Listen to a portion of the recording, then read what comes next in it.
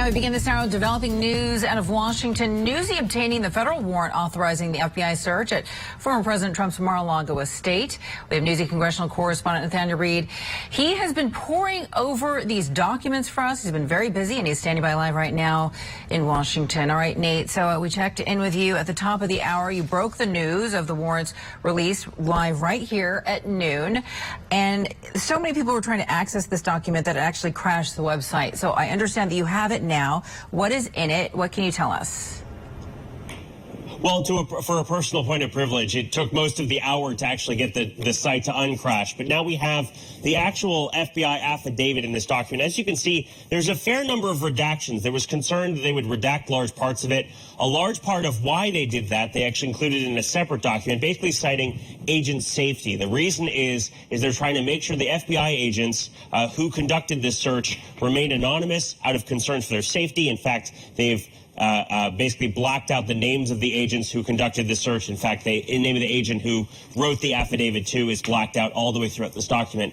A couple of things here stand out, Veronica. For one, I want to note that President Trump's team, we knew this, turned over voluntarily certain documents over to the Department of National Archives and Records Administration around the beginning of 2022. When they turned those boxes over, the National Archives and Records Administration reviewed those 15 boxes that were turned over. They found in there 184 unique documents bearing classification markings, including 67 confidential documents, 92 secret documents, and 25 documents marked as top secret. And some of those documents were not eligible to even be shown to foreign governments, even U.S. allies. There are concerns that those are the highest level of classified documents. And the concern with the FBI was clearly, when you read this affidavit, they were worried that these documents were not only in the hands of a former president who didn't necessarily have security clearance to have them, but they weren't being secured in any sort of secure manner.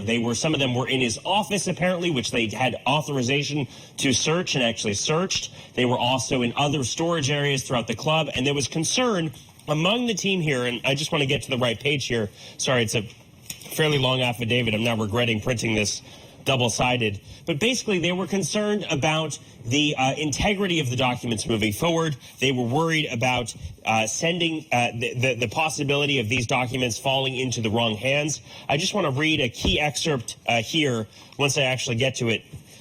Veronica, this is the magic of television and actually dealing with these documents firsthand. But take your time. It's okay. We're standing by. They were also worried. So they were worried about the premature disclosure of the contents of this affidavit. So the reason why this affidavit was under seal, the reason why we had to wait so long for this document to actually come out with the FBI's justification for searching the premises, was they were worried about premature disclosure of the contents of this affidavit and related documents that may have had a significant and negative impact on the continuing investigation. They were worried about it potentially jeopardizing the effectiveness of the search by allowing the criminal parties, so mainly the Trump team, the opportunity to flee, destroy evidence, either stored electronically or otherwise, change patterns of behavior, or notify what they call criminal confederates. So there was a lot of concern on the part of the FBI and the government that if this FBI affidavit was released before they conducted the raid, that the documents would have been moved, they would have been stored in some other different fashion, and then taken out of the reach of the government. So clearly they had a lot of concerns starting back from when they received those first 15 boxes of information all the way up until when they actually conducted this raid and were able to bring back the vast majority of those documents, as we understand it. And there are still so many questions here, Nate, you know, in large part because of all the redactions. We don't really know what the documents say. We know that at question were these nearly 700 documents that we're now learning, 184 you're saying were classified documents. 25 of those were top secret documents that we'll probably never be able to see. And I want to go ahead and just make this point right here, Nate, because I understand this didn't happen overnight. This has been going on for a while with the National Archives, with the FBI asking for these documents to be returned. That's right. I mean, this was a long time coming. This is something the former president was known or thought to potentially have some of these documents. And it wasn't until he actually voluntarily turned over some of these documents back to the National Archives and Records Administration that the government took a look through them and basically said, hang on, there's classified information here.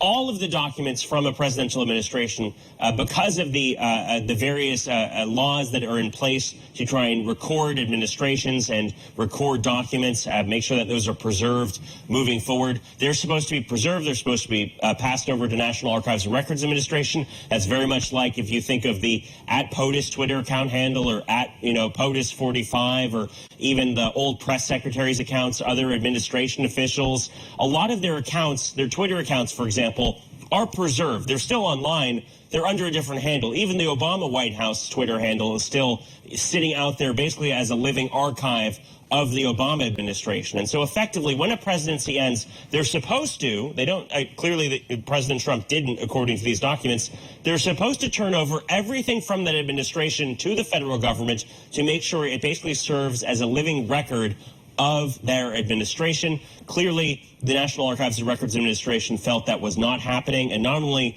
were those documents not turned over in the first place, but the documents held on to by the former president included, and we can see here in this, the underlining is mine, classified documents, which is why the FBI took the extraordinary step of going to Mar-A-Lago while the president wasn't there and taking the rest of the documents that they thought could be in his possession. Because we haven't seen these documents, if you wouldn't mind holding them up one more time, because it does look as though, I mean, this is just one page of several, that is a heavily redacted document that you do have in your hand. We can't even tell what that is, really. It's a 38-page affidavit, and I mean, a lot of it does look like this. I mean, this is almost generous how much you're able to see here. There are pages where, here's a great example. This is a full 2 pages where we have absolutely no idea what it says. So there's going to be a lot more combing through this, I'm sure, looking for specific words. There are areas where certain words aren't blacked out. I mean, here we just have numbers, like, it's effectively just a list, and we don't have any of the actual items in the list. We just know it's number 45 and number 46. And you're saying this is a 38-page affidavit, and the majority of it is blacked out. 38-page affidavit, that's exactly right. They also released with the affidavit, and I have it on the other end of the counter here, additional documents basically justifying the government's justification, which is also redacted, for why they weren't willing to release the entire affidavit. So the reason for why they're holding back the affidavit also redacted. So a little bit of irony there. All right, I'm gonna let you parse that out and try to make some sense of it. We're gonna go ahead and check back with you. All right, Nathaniel Reed reporting live from Washington. Nate, thank you so much.